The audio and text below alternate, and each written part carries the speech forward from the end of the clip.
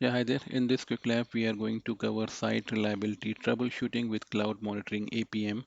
So this is the quick lab GSP425. So let's start the lab to do this.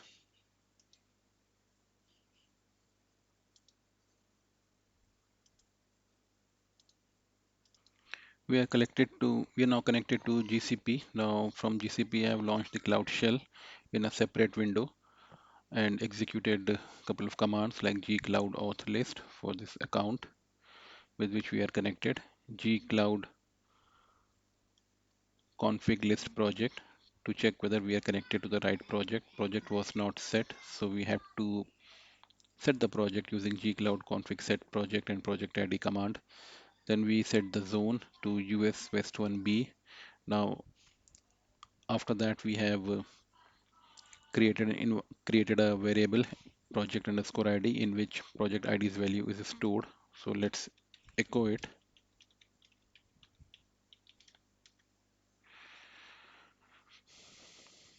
Now let's create a Kubernetes cluster using gcloud container clusters.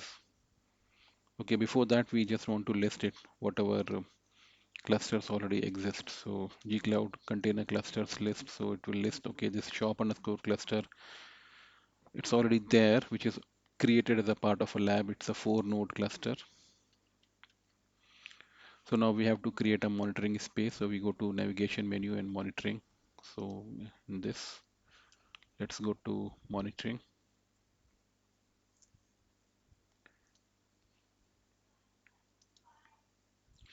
It will take some time to create the workspace. Meanwhile, we can just continue with the next commands.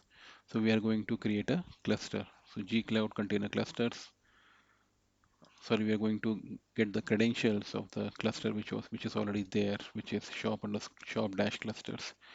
So gcloud container clusters get credentials, name of the cluster which is shop dash cluster, and the zone in which it is already there. So zone we have specified. Now we got the credentials, so we can now connect to it. So let's get the nodes using kubectl command. Kubectl get nodes. Since it's a 4 node cluster, as we see here, so these are the 4 nodes which are created as a part of this cluster creation. We cannot deploy an application, so before that, we are just going to clone the repository. Let's clear screen bit. And then we are going to create a soft link.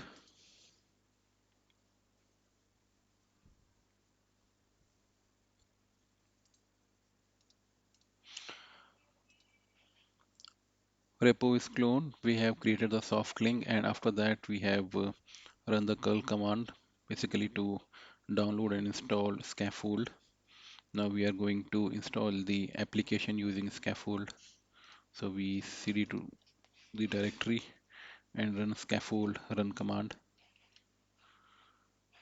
Once it completes, we'll run kubectl get pods to place the pods.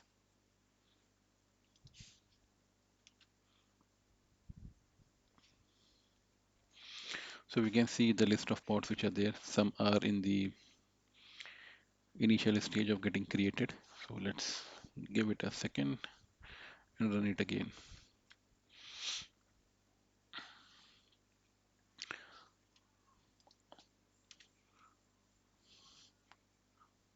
Except for one, everything is in running state. Let's check it out again.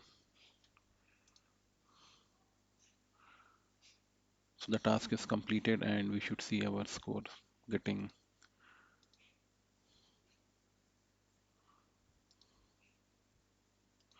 populated here. Now we have to get the external IP of the application.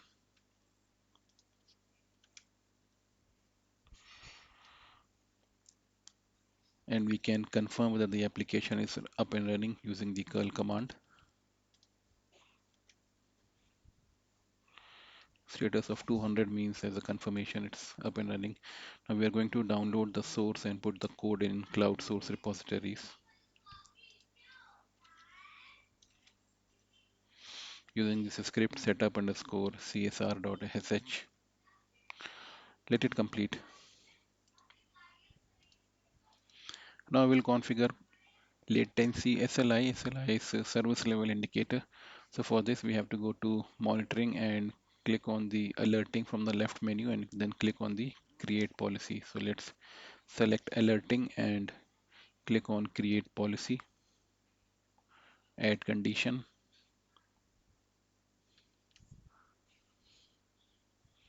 Let's copy the,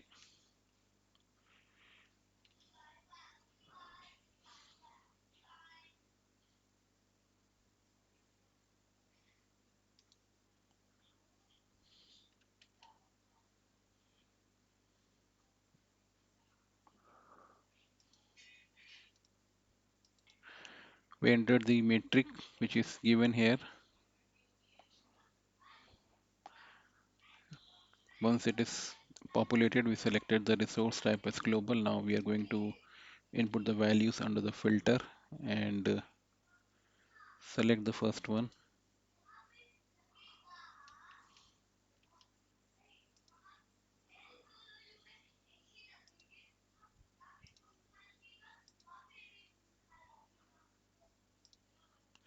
Click on apply. Next, set the aggregator to 99th percentile. So we'll go to aggregator and we are going to set it to 99th percentile.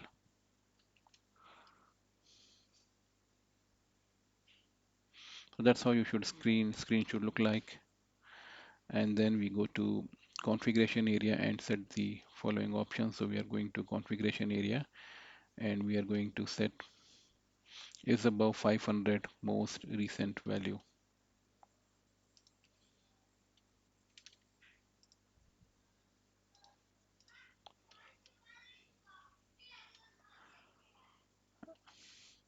With this, we click on the add button, click next, skip. We are going to click next and we are going to skip who should be notified.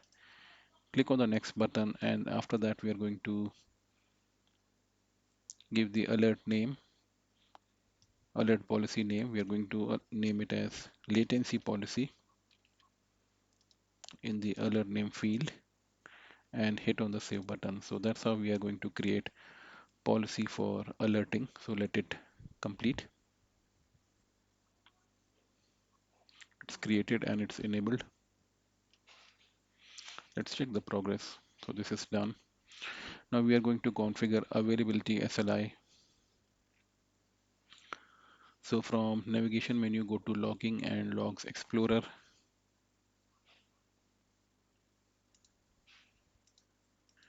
So I am in the logging. I clicked on the legacy, click on the log explorer and on the top button, I just selected the legacy log explorer as given here. Now we have to configure the filter as follows. So in the resource type, select Kubernetes container. So resource type, we have to select the Kubernetes container.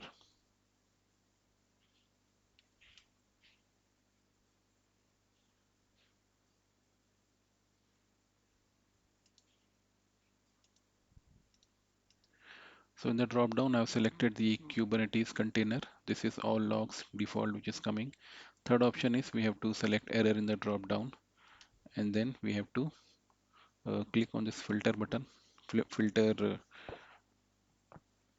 area, and we have to enter the text which I copied from the lab.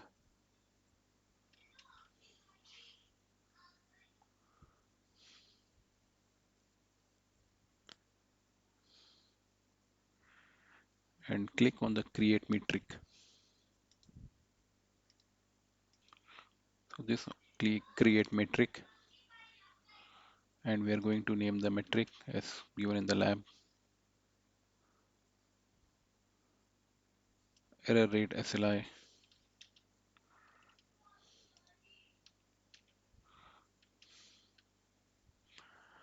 Type is counter. Just hit on the create metric button.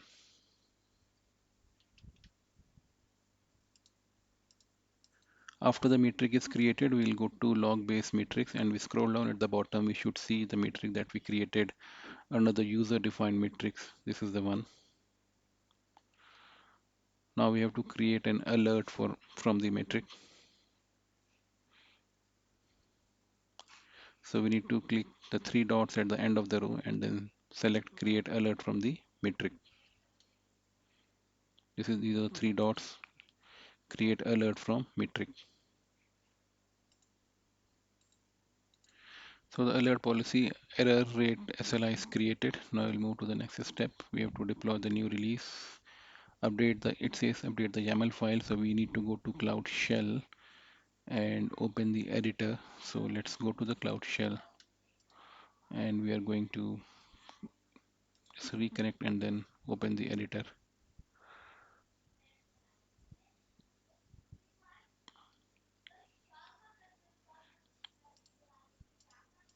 So in the editor, we will go to this uh, microservices-demo folder. We will expand the Kubernetes-manifest folder, and then we'll go to currency service.yaml file, and we'll go to line number 31, and we will change the image as given in the link.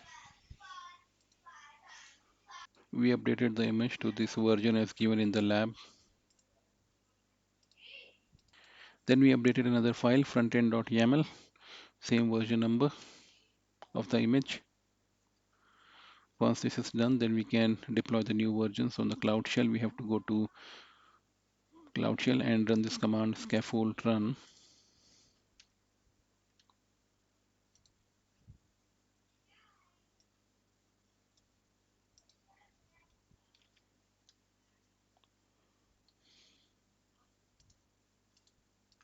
So I just had to reset the Cloud Shell session because it had expired. And after that, I'm running scaffold run command. Let it run. Once this is done, we can check the progress. So this is completed. Now we'll send some data. Let's follow these steps.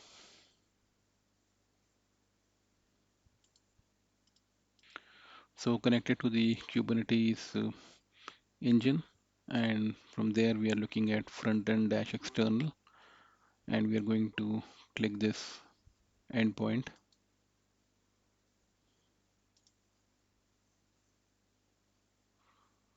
So this has opened.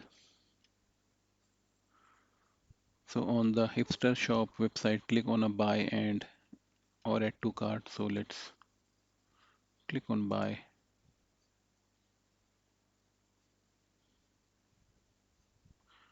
Add to cart.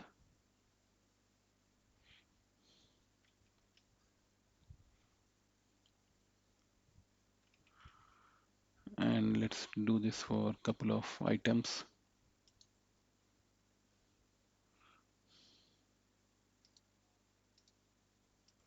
So I added a couple of items to this cart. And then it says, let's go to the next section which is related to latency SLO violation. So cloud monitoring window, we go to the navigation menu, monitoring, click the auto refresh arrows. Okay. Go to monitoring.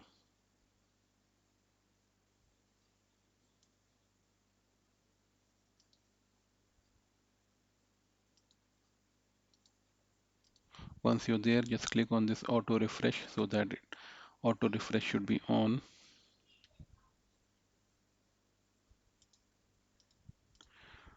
So after this, we will see a couple of incidents are reported under the incident section. So let's proceed further.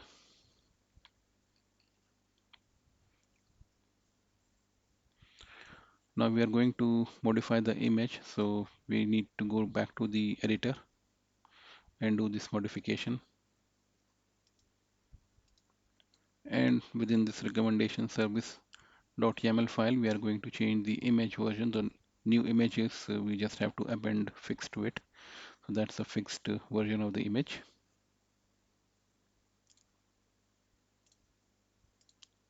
So I did the same for currency services.yaml and another one is frontend.yaml. And then let's run this scaffold run command again. Go to the Cloud Shell.